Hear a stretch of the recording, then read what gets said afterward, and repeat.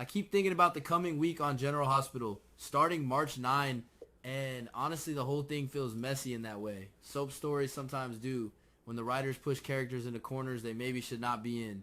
But also that is exactly why people watch, not for neat stories, for the chaos. First there is Turner and Sonny, and this situation, it is strange. Turner keeps telling herself she must stay professional, that she cannot cross a line with Sonny Corinthos. Because the truth is she is investigating him, or at least watching him carefully. Sonny has enemies everywhere, and the idea that someone close to him might actually be studying him, that is already dangerous. Turner knows this.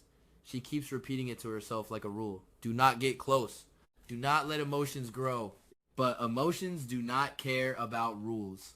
Everyone knows that. Even in real life, people tell themselves they will stay detached and then suddenly they are not.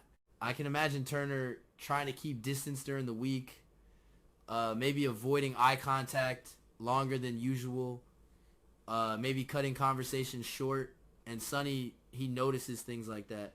Sonny always notices when someone behaves differently around him. Sometimes he says nothing but he watches. That quiet way he has. A little suspicious, a little curious. The problem is attraction does not disappear just because someone tells it to disappear. Turner might believe she can bury it. But the moment she feels weak or tired or angry, those emotions might surface again. And that is when mistakes happen. I would not be shocked if one night things go too far. Maybe they argue, maybe they drink, maybe they talk about trust, about loyalty, about how dangerous Sonny's world is, and then suddenly they cross a line. No big plan, no big romantic music moment. Just a decision made too quickly, two people losing control for a few minutes. And if Turner ends up in bed with Sonny, everything becomes more complicated. Not slightly complicated, completely tangled. Because now Turner is not just an investigator anymore. She becomes emotionally connected to the very man she is supposed to watch. That kind of situation never ends well. But here's the thing about Sonny. People underestimate how strategic he can be. If he realizes Turner cares about him, really cares, that changes the balance of power. Sonny has survived for years because he understands people's weaknesses, and love is always a weakness. So imagine Sonny realizing Turner has feelings. In that moment, Sonny might stop worrying about being exposed. Why worry if the person who could expose you is emotionally tied to you? He might even use that connection without saying it out loud. Some viewers might hate that idea. They might think Sonny manipulating someone who loves him is cruel. And maybe it is. But Sonny has never been a clean hero. He lives in the gray. Sometimes the very dark gray. There is also another possibility, a darker one. Sonny could become a target again. Maybe while he is distracted by Turner and this emotional chaos, one of his enemies strikes. It would not be the first time Sonny's personal life opened a door for danger. And honestly, part of me wonders if this time Sonny might actually lose. Soap writers love shocking turns. Imagine if the person who dies in this whole storyline is Sonny himself. Not likely maybe, but still possible. Stranger things have happened on this show. Now moving to another storyline that feels intense. Chase, Brooklyn, and Delilah. Harrison Chase and Brooklyn Quartermain trying to help Delilah during sudden contractions. I keep picturing the scene in a messy apartment or maybe a living room, Delilah bending forward in pain, breathing heavily, saying she cannot handle it. Everyone confused because it is only 7 months. 7 months is early. Too early. Nobody expects a baby yet. Delilah probably tries to stand up and then suddenly the pain becomes unbearable. She collapses. Maybe she even loses consciousness for a moment. That moment when Chase and Brooklyn panic. They do not know what to do. Chase is a cop, but that does not make him a doctor. They rush her to the hospital. Inside the hospital, everything becomes tense and cold. Machines, nurses moving quickly, and then we see Britt Westbourne examining Delilah. Britt has always been blunt. She does not sugarcoat things. So when she realizes Delilah is bleeding internally, the mood shifts instantly. Britt probably tells them the baby cannot stay inside anymore. Waiting 2 more months is impossible. Emergency surgery. That is the only option. Imagine Delilah hearing this while barely conscious. She came to the hospital thinking maybe the pain would pass. Now suddenly she is facing a life or death decision. Surgery, a premature baby, risk everywhere. But a mother usually chooses the child, even if she is terrified. So Delilah agrees to the operation.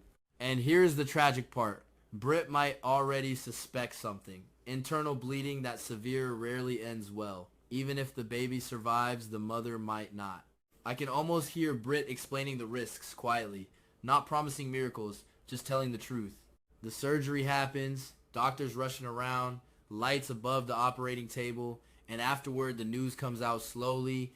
The baby lives, or maybe barely survives, but Delilah does not make it. That outcome leaves a huge mystery, because nobody really understands who Delilah truly was. She appeared in this story almost like a shadow, and now she is gone, leaving behind a child and 1,000 questions. Who is the father? Why was her life so secretive? What connections did she have? That kind of mystery is classic soap storytelling. A baby with an unknown father always creates years of drama. Speaking of pregnancy, another situation is developing quietly with Jordan Ashford and Curtis Ashford. One night together. Just one. And now Jordan is pregnant. It sounds almost unbelievable, but honestly that happens in real life too. People act like pregnancy requires some long, complicated timeline. Sometimes it only takes one mistake, one emotional moment. Jordan probably feels shocked, maybe even a little conflicted. Because Curtis is still technically married to Portia Robinson. They are separated, yes, but not divorced. Jordan might want to tell Curtis. She seems like the kind of person who prefers honesty. Yet timing matters. If she reveals the pregnancy right now, everything explodes. Curtis would feel torn. Portia would feel betrayed. The entire situation could spiral quickly. But Portia is not someone who misses details. She is a doctor. Doctors notice small physical changes others ignore. Fatigue, nausea, certain behaviors. Sooner or later, Portia might suspect something.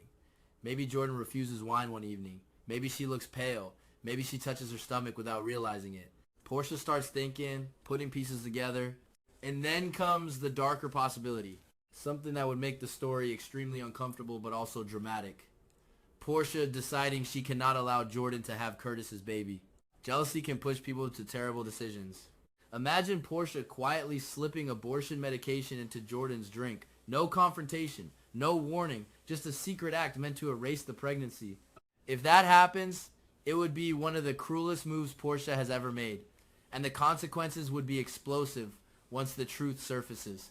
Another story that caught my attention involves Rick Lansing and Dante Falconeri. Rick discovering that Dante might be flirting with Elizabeth Weber. Picture Rick walking into a room unexpectedly. Maybe he hears laughter first. Then he sees Dante leaning a little too close to Liz. The kind of body language that makes intentions obvious. Rick has never been great at hiding jealousy. Even if he tries to pretend he does not care, the emotion creeps through his expressions. What makes this worse is the family connection. Dante is technically his nephew. Seeing a relative pursuing someone he himself might care about, that adds another layer of humiliation. Rick could react in many ways, confront Dante directly, or pretend nothing happened.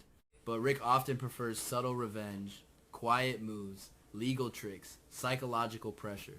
So I would not be surprised if Rick starts planning something behind the scenes, maybe using information against Dante later, something calculated. Then there is the political storyline with Willow Tate. Willow preparing to become a senator, supported heavily by Jasper Sidwell. Sidwell acting like her political backbone right now. Money, influence, connections, all the things needed to push someone into office quickly. But not everyone supports that plan. Laura Collins especially. Laura might have nominated Willow earlier because Sidwell pressured her. Sometimes politics forces people into decisions they hate. However, Laura is not weak. If she finds leverage against Sidwell, everything changes. She could withdraw support. She could publicly challenge him. And once Laura decides to fight, she usually does not back down. So Willow's future as senator might collapse faster than she expects, which raises a question about whether Willow truly understands the people backing her. Sidwell rarely helps anyone for free. Finally, we get to Jason's plan, and this part interests me the most. Jason Morgan usually thinks in very direct ways. Protect the people he cares about. Remove threats. Right now, one of those threats might be Valentine Cassadine living in the attic of Carly Spencer. Jason and Jocelyn Jacks probably agree that Valentine staying there creates danger. Enemies could come looking for him. Carly could get caught in the crossfire. So the logical solution seems simple. Force Valentine to leave. But Jason sometimes changes direction when he sees a bigger opportunity, and that might happen here. Because Carly is planning Sidwell's party, a large event at Sidwell's mansion. That setting could become the perfect place for infiltration. Valentine knows the Cassadine world. He understands power games, and Jason knows strategy. If they cooperate, they might slip into Sidwell's stronghold more easily. Carly on the inside organizing the event, Jason and Valentine working quietly in the background. Suddenly, Valentine is not just a problem, he becomes an asset. Jason might realize that pushing Valentine away now would be a mistake. Sometimes the best ally is someone you do not fully trust. So instead of forcing Valentine out, Jason could offer a temporary partnership. Not friendship, just a practical alliance.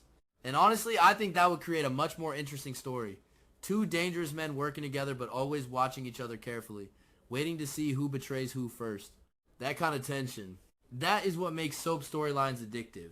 Next week looks like one of those weeks where nothing stays simple. Love interfering with investigations, pregnancies creating secrets, political schemes shifting alliances, and somewhere in the middle of all that chaos, people making decisions they will regret later. Which, if we are being honest, is exactly the reason viewers keep returning to General Hospital year after year. Because the mess never really ends, and maybe we would not want it to.